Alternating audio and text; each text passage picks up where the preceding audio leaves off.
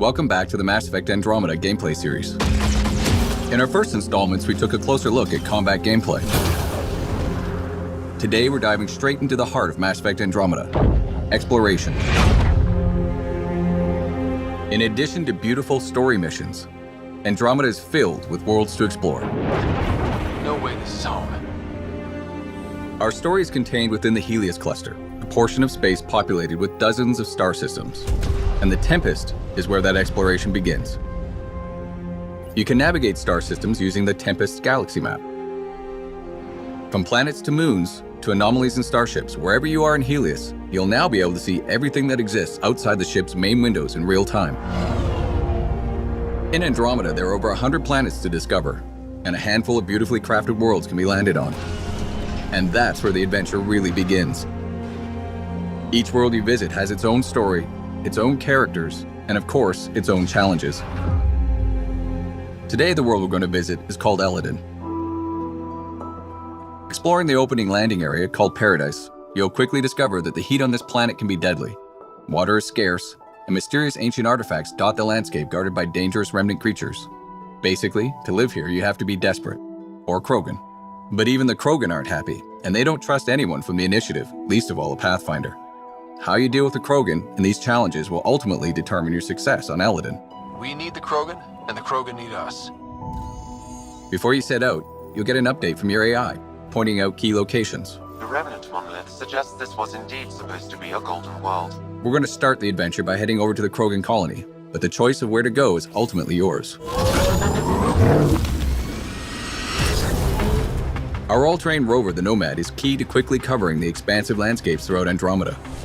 You can also enhance the Nomad with a series of functional upgrades designed to give you better turbo boost, higher jumps, better handling, and more.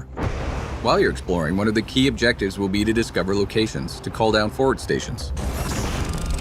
Once found, each of these will act as a fast travel point and allow you to change your loadout or call the Nomad if it gets lost or destroyed. They also offer resupply and protection from any environmental hazards. Our conversations at the Krogan colony point us in a few directions. Exiles are causing trouble at their base, the Flophouse, and a derelict remnant ship may have a drive core the Krogan are in desperate need of. Let's head to that ship and see what we can find. Out here, we are more exposed to the heat. In Andromeda, all of the planets have localized and/or global hazards. The Pathfinder and the Nomad are both separately outfitted with life support systems that help protect against these hazards.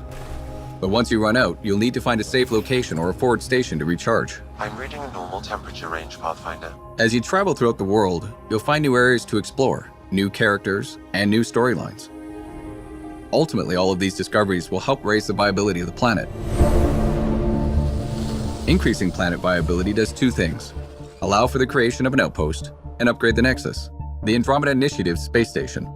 Before a planet can support an outpost, you'll first need to get its viability to at least 40% by pacifying threats, allying yourself with the locals, solving environmental problems, and accomplishing specific tasks related to that planet's story. For example, in the case of Eladin, your relationship with the Krogan will determine whether you can build here or not. Regardless of whether you build an outpost, your exploration and discoveries will also give you Andromeda viability points. Reaching thresholds will allow you to upgrade the Nexus and wake up more colonists from cryosleep. Who you decide to wake up will determine what perks and advantages you'll get. Will you wake up scientists to give you an edge in research and development? Military personnel to give you an edge in combat? Or merchants to give you a leg up when trading? But of course, not everything on these worlds will be so straightforward. Andromeda holds many mysteries, not the least of which is a vast network of ancient vaults. Simply figuring out how to access one of these vaults is a challenge in and of itself that can take you across an entire world. Once inside, you'll need to rely on skills from every element of Andromeda gameplay, including exploration, environmental navigation, puzzle solving, and combat to get them back online, and then make it out alive. Go! And resolving the mystery of these vaults may just hold the key to survival in Andromeda. This is unbelievable. At its heart, Mass Effect Andromeda is a game of discovery and exploration. The choices you make and the places you go let you blaze your own unique trail through Andromeda. Whether you're exploring the depths of a crashed starship or delving into the core of an active volcano, the more you engage with the world around you and the characters in it, the more that world will surprise you with what's waiting just around the corner. It's really gonna be something, isn't it?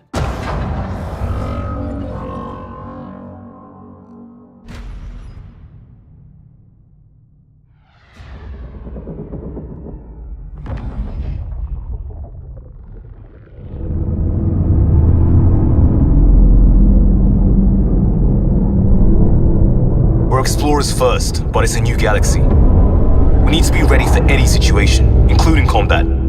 I'm Liam Costa, Security and Response Specialist for the Pathfinder team. Before we set out, you need some basic firearms and mobility training. The name of the game is adaptability. Only so much cargo space on the Arks, so initiative weapons and armor, designed to be customized multiple times in the field. There's 4 main types of guns to work with: pistols, shotguns, assault rifles, and sniper rifles. Pistols are your standard medium to short range weapon. Easy to aim and fire, and low recoil so you can shoot on the move. Lightweight, quick to reload. When you're ready to punch it up a little, Carnifex pistol with grenade launcher augmentation for the advanced user. Next, shotguns. Perfect for getting in close. Shotguns are simple. For large targets, grouping, or just some extra kick. They hit hard with a wide shot pattern. Like all our kids, they're highly adaptable. A personal favorite, katana with laser shells. For obvious reasons. Next up, assault rifles. High rate of fire for covering fast targets and making short work of shields. And if you watch your recoil, good at distance too. If you can see your mark, chances are you can hit it. Augmentation of choice, Avenger with electrical conduit. Last in the queue, sniper rifles, the heavy hitters. High-powered, accurate, and long range. They'll take down almost anything while it's still a speck in your scope. Now, guns aren't everything. Close quarters training is a must. Do you have the finesse for an Asari biotic sword? Or the muscle for a Krogan hammer? Some of you have biotic implants, or advanced Omnitool tech. Biotic abilities can shape the world, and if fighting is unavoidable, they'll be your go-to. Any object can be a projectile, even your target. Or just toss them into the air and give squad mates an easy shot. When you're manipulating combat at a gravitational level, almost anything is possible. Omnitools are tools, and they're just as useful for defense and offense. With tuning and training, they can be outfitted to freeze, burn, or electrify. And never underestimate a tried and true Omniblade. Options are key. I prefer a little of everything, but if you focus on certain skills, you can do amazing things. Biotic Specialist, Adept is the pass for you. Feeling tactical, Sentinel is the way. Want to get in fast and shake things up? Vanguard. Have a look at each specialization, and you'll get an idea of what they can do, what you can do. Last but not least, let's talk mobility. Fun mobility. Jump jets. Need the high ground? You've always got it handy. A quick dash will get you out of an attack path. Like everything else, jump jets are adaptable if things get rough. Nothing better for exploration. The initiative is about a new beginning, pioneering. With the right gear and the right skills, we'll be ready for anything. Everyone has a role. And most importantly, we've got each other's backs.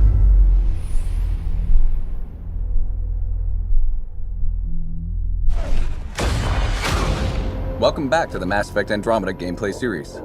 In this video, we will take a look at profiles, favorites, and your squad. As you level up in Mass Effect Andromeda, you'll gain access to dozens of skills and over 300 skill upgrades. You're free to pick any skill without being limited to a class, which allows you to create a Pathfinder that is totally suited to how you want to play.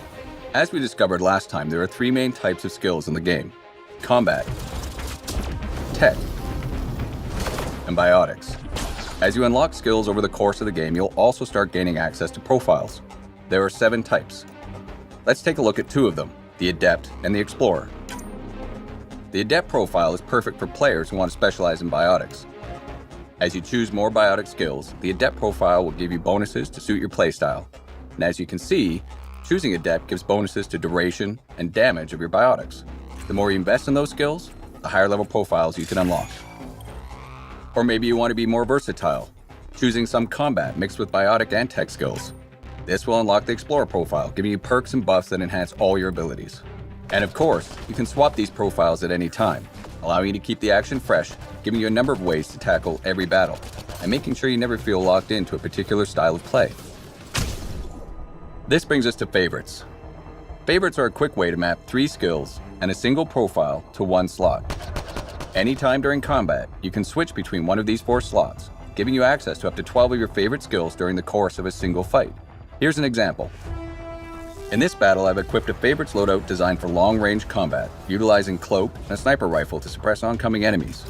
The sniper alone isn't enough, so I'll deploy an assault turret and toss some grenades before switching to my second favorites loadout. It's designed for close quarters combat.